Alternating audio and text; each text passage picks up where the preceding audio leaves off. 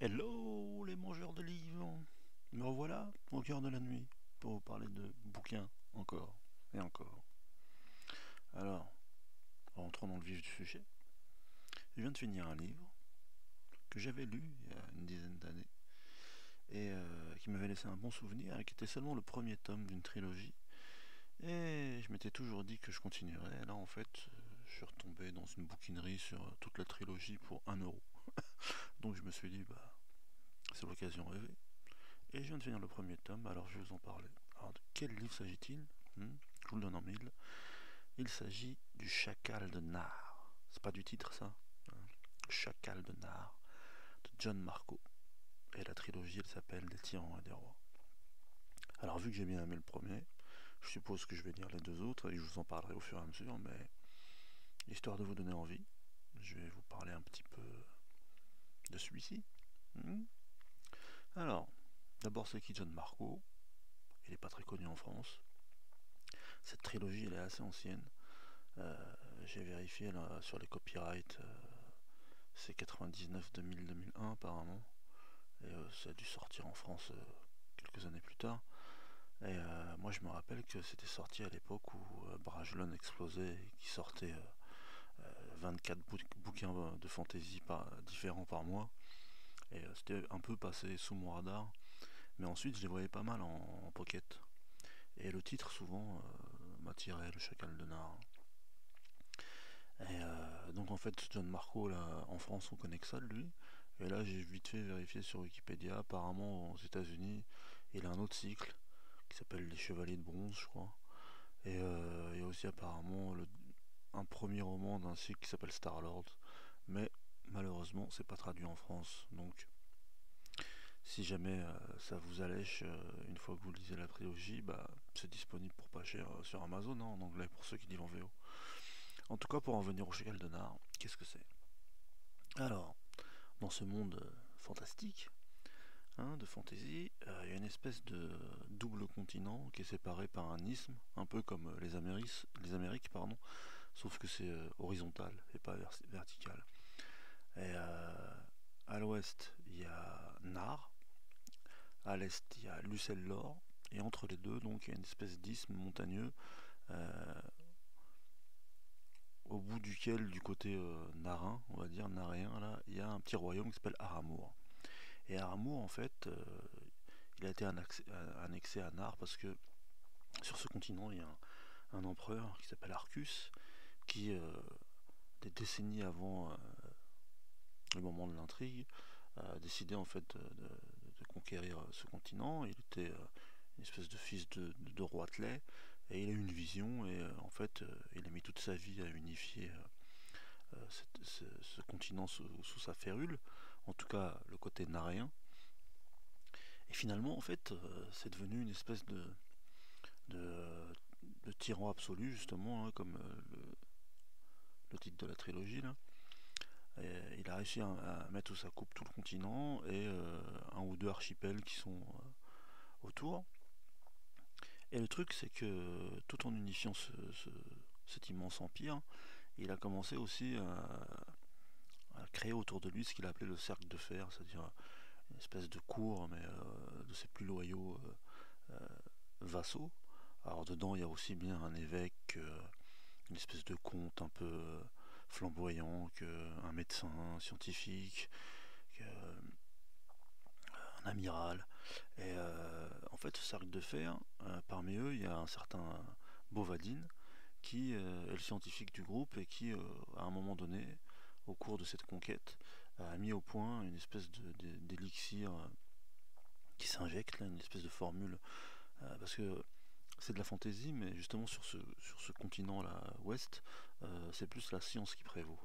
Sous la coupe d'Arcus, là, ils ont développé ils sont pas encore à la révolution industrielle, mais par exemple pour l'armement, ils ont développé des espèces de cuirassés, ils ont des lance-flammes ou des lance-acides, mais ils sont encore au stade de la cavalerie, par exemple. Mais en tout cas, ils commencent à avoir une espèce de préage industriel. Il y a des fumées noires constamment au-dessus de la capitale qu'on appelle la Cité Noire, justement. Et Donc en fait, ce Bouvadine, il a mis au point une espèce de formule chimique qui leur donne une pseudo-immortalité. Le problème, c'est que quand il a mis au point cette formule, le cercle de fer, ils étaient tous assez encore jeunes, on va dire, ils étaient peut-être dans la trentaine ou la quarantaine, mais Arcus, il était déjà assez vieux. Et quand le roman commence, en fait, malgré ces injections quotidiennes, il sent bien que la mort vient. Et il se rappelle que dans sa jeunesse, son père, à l'époque où il était juste roi d'une province du sud du continent, là, l'avait envoyé sur le continent de l'Est, là, donc Lucellor, en gros pour le tester, pour qu'il soit apte à devenir roi après lui.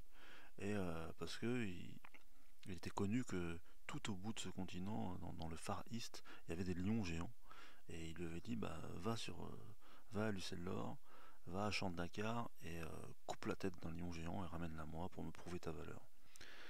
Et en fait, quand il était parti là-bas, il avait découvert la magie. Il avait vu des choses qu'il pensait impossibles, et c'était toujours resté en lui.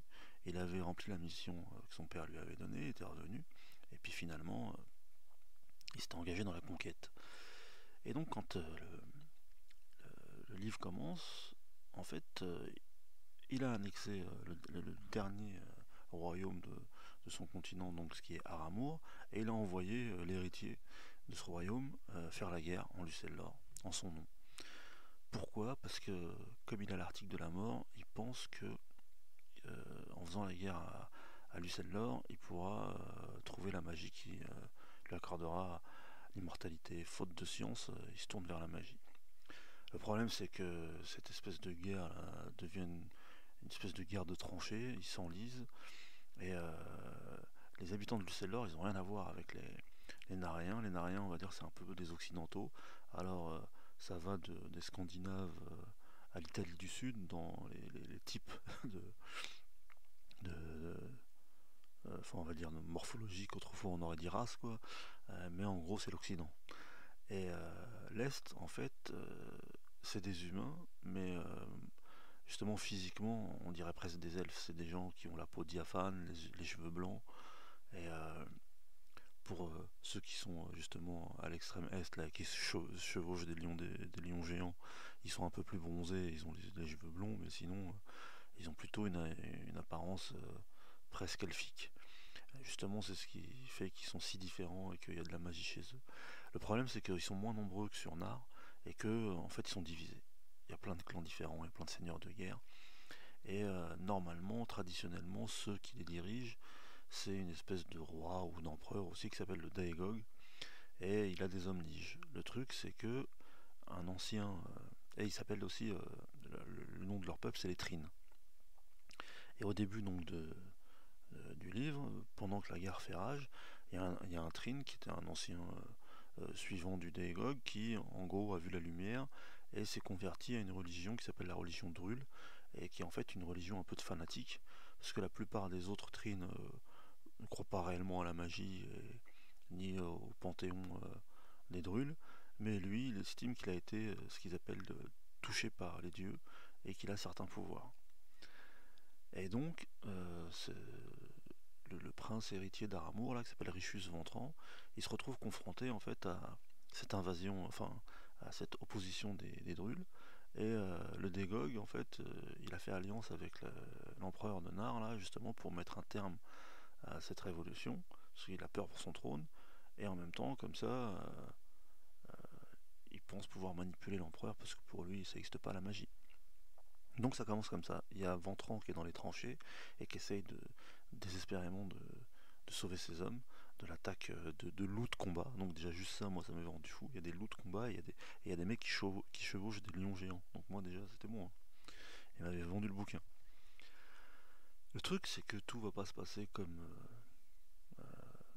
tous ces protagonistes pensent que ça va se passer. Finalement, ils arrivent plus ou moins à se sortir vivants, Ventrant, enfin une partie de ces hommes, mais en réalité c'est une quasi-défaite, ils sont obligés de reculer devant les forces drules, mais quand même ils rentrent chez eux. En gros, ils rentrent parce que le père de Ventrant, qui a toujours été un opposant à l'empereur, malgré le fait qu'il ait perdu la guerre justement contre l'Empire, et qu'il a accepté d'envoyer son fils au casse-pipe, il n'a pas envie de saigner sa nation et d'envoyer ce qui reste de sa population à la guerre. Donc en gros, il abandonne son fils et les officiers qui l'accompagnent en espérant qu'il arrivera quand même à rentrer, mais pour stopper l'hémorragie en gros. Et en réalité, Arcus là, il n'est pas dupe. Donc il s'arrange pour éliminer le père de Ventran en espérant mettre ce dernier sur le trône et en faire sa marionnette. Donc quand Ventran rentre en Aramour, il est sommé de se présenter à la cité noire et en gros l'empereur lui fait un marché qu'il ne peut pas refuser et lui dit tu vas être le roi, si tu veux tu peux faire partie du cercle de fer, tu seras immortel et en plus je t'offre la plus belle femme du royaume, la fille d'un duc là ou d'un comte et comme ça tu auras une dynastie dans ton royaume, tu seras tranquille, mais je te demande de me ramener la magie, de retourner faire la guerre en Lucellor et de ramener la magie pour que je sois immortel. Donc Ventran, il refuse l'immortalité parce que ça lui paraît un peu moisi comme deal, mais il sait que s'il veut protéger son royaume, il n'a pas le choix, il faut y retourner. Le truc c'est que, mine de rien, il s'était fait un ami, un homme lige du Dégog qui s'appelait Lucillaire, et il n'a pas trop envie en fait, il connaît les trines, il sait que c'est pas des monstres, il sait que c'est pas des suceurs de sang, il n'a pas trop envie de faire la guerre. Et le truc c'est que quand il a commencé à fuir Lucellor, en fait il a rencontré celle qui était devenue l'épouse de ce fameux prophète là, qui s'appelle Tarn, parce qu'ils avaient été promis l'un à l'autre depuis l'enfance, et les lois d'Orul font qu'ils ne peuvent pas échapper à cette promesse. Mais elle, en fait, elle s'était enfuie. Elle voulait pas être la femme de ce prophète, et bien qu'il l'ait prévenu, qu'il lui avait dit si jamais tu t'enfuis et que tu vas du côté des Occidentaux, la seule chose que tu pourras faire c'est vendre ton corps. Et en gros, elle s'était retrouvée dans une espèce de ville frontière que les Occidentaux ont créé de toutes pièces juste après les montagnes d'Aramour, là, et qui est en fait le dernier avant-poste avant la frontière.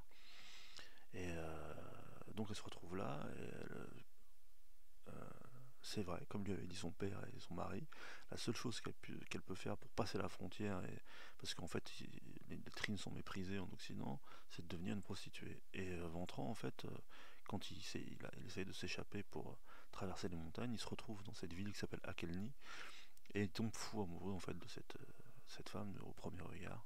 Et il est noble en réalité, ce Ventran, ça, c'est pas le genre entre guillemets, aller au bordel juste pour se défouler, mais en fait il est bourré et tout, enfin, bref, finalement il passe la nuit avec cette fille et il se rend compte au matin en fait qu'il lui a volé sa virginité et il devient fou en fait, il veut se faire pardonner, il est amoureux d'elle, il savait pas qu'elle était vierge, que c'était contre son gré qu'elle était là, blablabla. Bla bla bla. Donc en fait, au bout d'un moment, elle aussi elle comprend que c'était pas l'homme qu'elle croyait au début, c'est pas une ignoble crapule qui était là pour profiter des victimes de la guerre. Bref, il y a une espèce de lien qui se crée entre eux, mais il est obligé de partir et au début il veut l'emmener avec elle, il lui promet que si c'est ce qu'elle veut, vivre en Occident, il la protégera.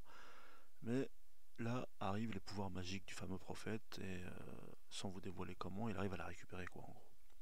Et Ventran ne sait pas si elle est vivante ou morte. Donc quand l'empereur lui propose ce deal, lui en fait ce qu'il veut c'est juste aller voir si elle est vivante et voir s'il peut la récupérer. Et donc j'arrête là pour le livre, pour pas vous spoiler la fin de l'intrigue.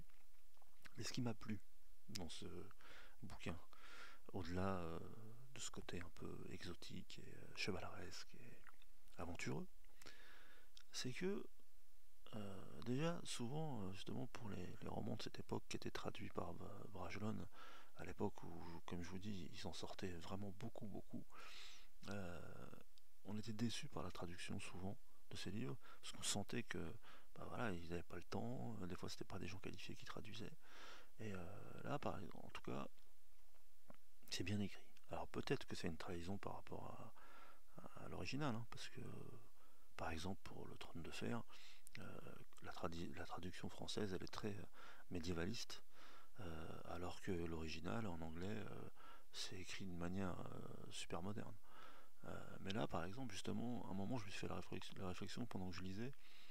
Justement, par exemple, quand le prince, là, Ventran, il est à la cour de l'empereur, euh, il y a tout ce langage empoulé justement d'aristocrate, ou quand il est présenté à sa future femme, ça rappelle vraiment les romans de KPDP ou les films historiques qui se passent à la cour de tel ou tel roi.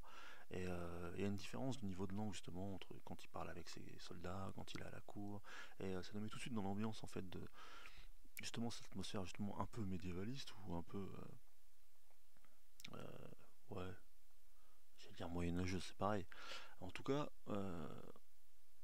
aristocratique. Et quand justement ça se passe à Lucelle-Laure, il y a aussi une aristocratie, il y a aussi une manière de se comporter, mais c'est plus une société guerrière et qui vit selon des codes stricts, religieux, guerriers, d'étiquette, d'honneur. Et ça aussi c'est bien retranscrit.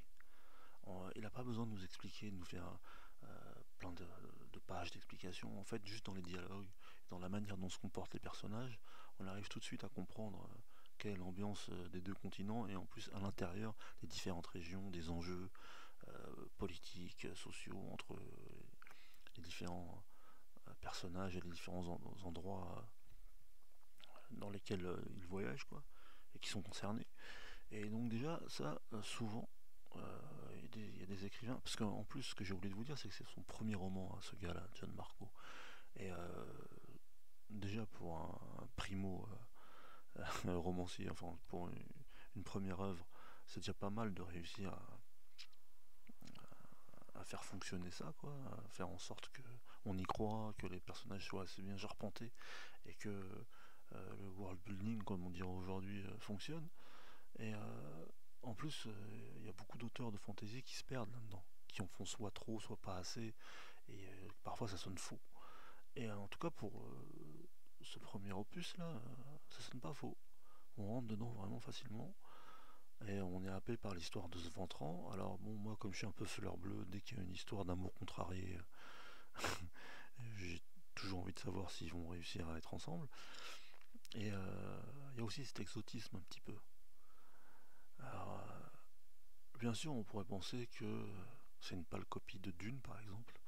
Juste avant de faire le podcast, je me suis fait la réflexion, j'y avais pas pensé au début, mais par exemple, cette espèce de potion de jouvence là qu'a inventé le scientifique, il nous explique que tous les membres du cercle de fer qu'il utilise, ils ont les yeux très bleus.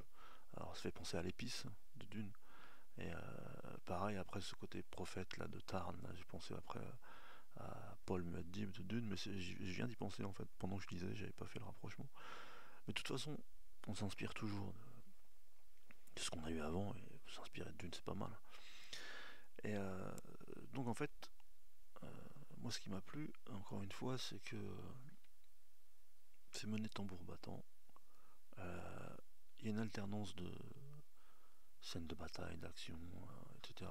Et de scènes plus posées. On sent la tension monter. Et il y a différents enjeux en fait. Il y a bien sûr l'enjeu amoureux, il y a l'enjeu impérial, il y a les enjeux internes aux deux continents en fait. Parce que en réalité au début on les trouve très différents, mais on se rend compte que le fonctionnement est un peu le même.